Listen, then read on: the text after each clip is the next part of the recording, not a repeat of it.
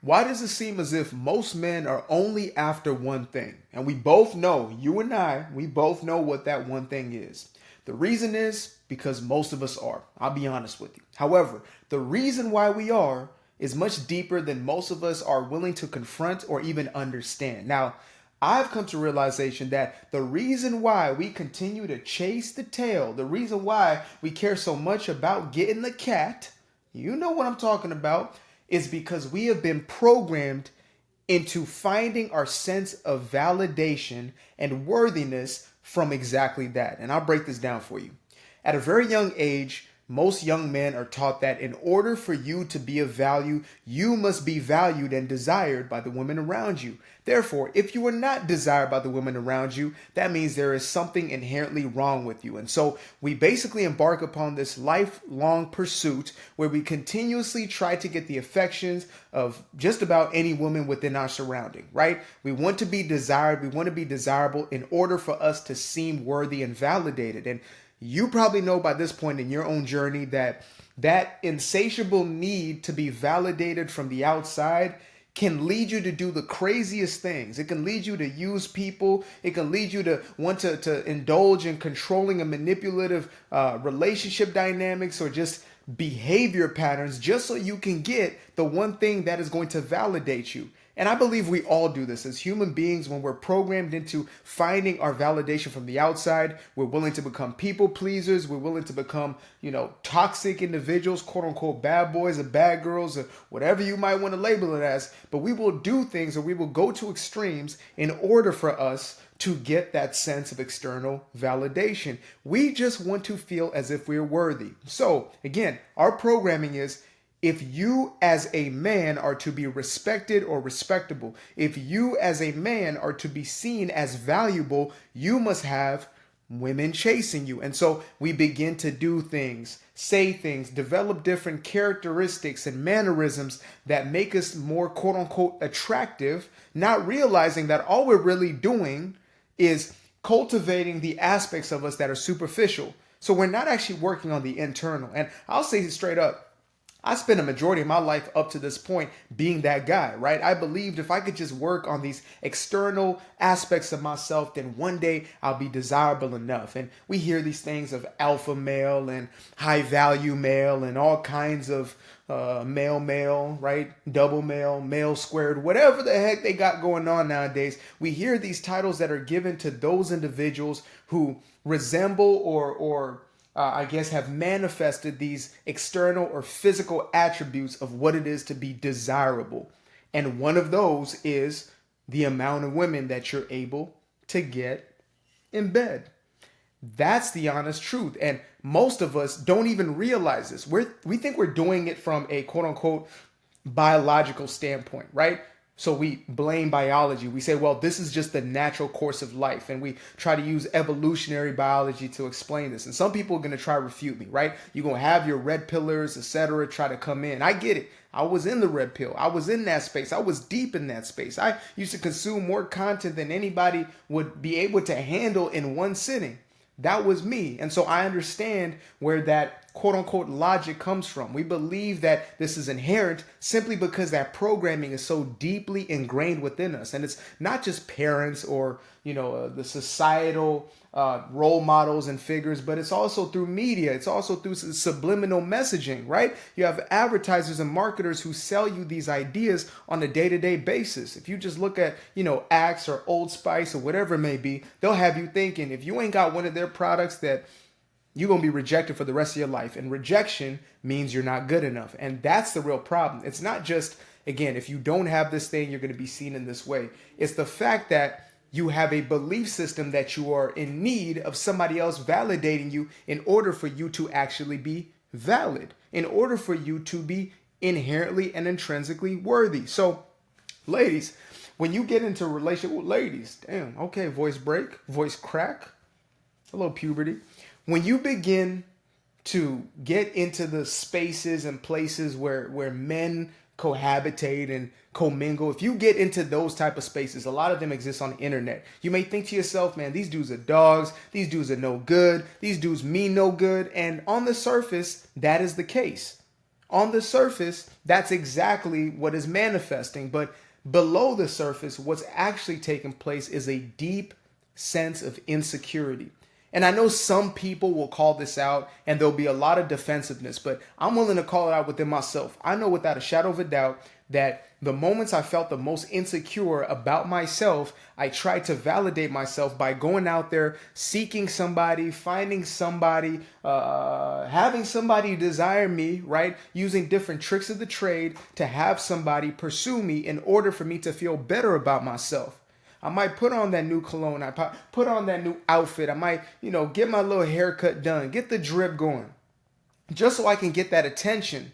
And, we oftentimes will blame women for being, attention seeking. We're the very same way.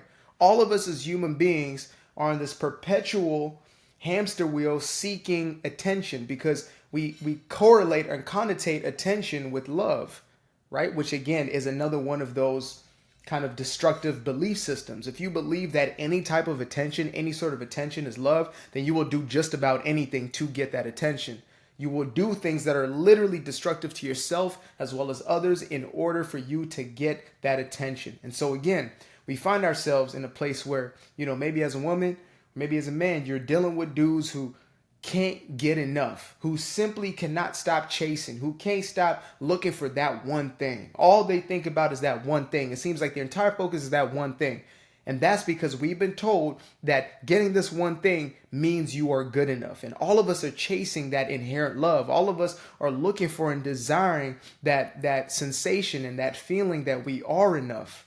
Right? All of us have that internal child. It's not like, oh, it's just these people that got the inner child issues. Like, no, every single one of us, so long as we do not do that inner work, so long as we do not introspect. And I know that, we've obviously lived in times, especially generations past, where men were kind of taught to never really look within. Men were taught to never express anything emotionally or not to even look at themselves as emotional creatures. But what happens is when you suppress that aspect of yourself, you become emotionally unavailable, which is just an emotional numbness, which really means you're just hiding from yourself, right? Because you can't rid yourself of those emotions. So what you're doing is actually stagnating their natural process. And that's what I did for a multitude of years.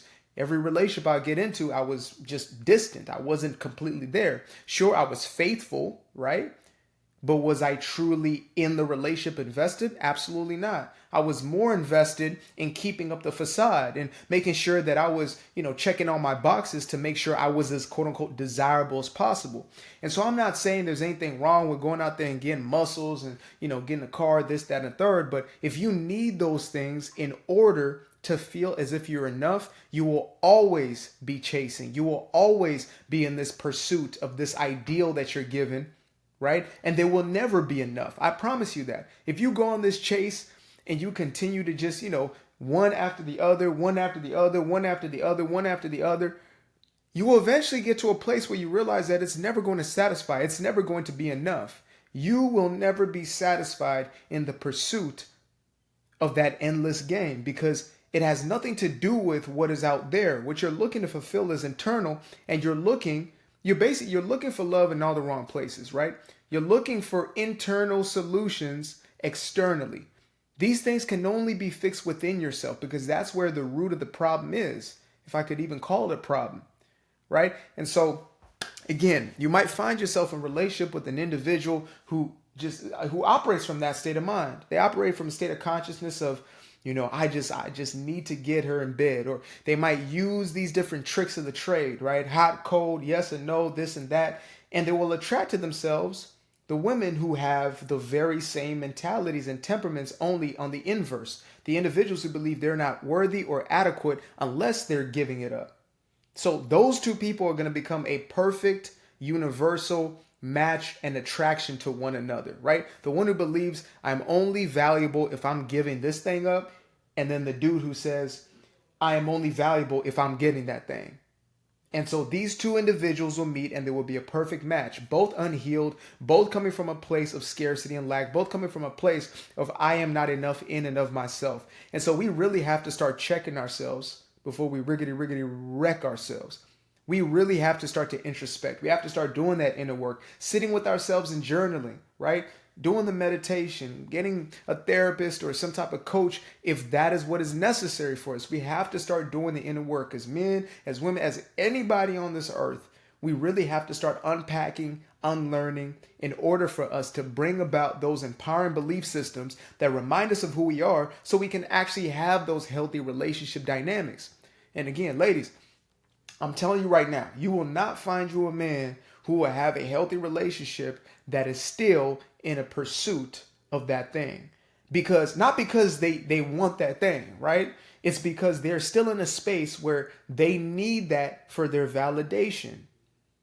They need it for their validation. They need it to remind themselves that they are good enough, because obviously they don't believe they're good enough as they are, right? That's what that's about. So I'm about to wrap this one up. Let me know if you want either a part 2 or just a spin-off of this or something that just explains this concept deeper. But if you're looking for answers, this was your answer right here. And again, it's really that simple. It's really that straightforward, but it's also that complicated, right? And the complexity in it is, are these individuals willing to do the work? And it's not your job to fix that person, right? Just like it's not you as a dude, it's not your job to fix any chick or any dude you're dealing with. As a chick, it's not your job to fix any dude or any chick you're dealing with, period. Now, that being said, a shameless plug.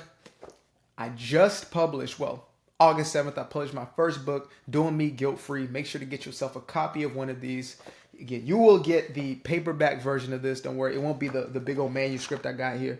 So you can fit it in your bag, your purse, whatever you got on you. Slide it at the coffee shop. Bring it with you while you're waiting in line. That thing right there, you're going to want to consume in a single day. It will change the way in which you see your life and yourself. And that matters more than anything else.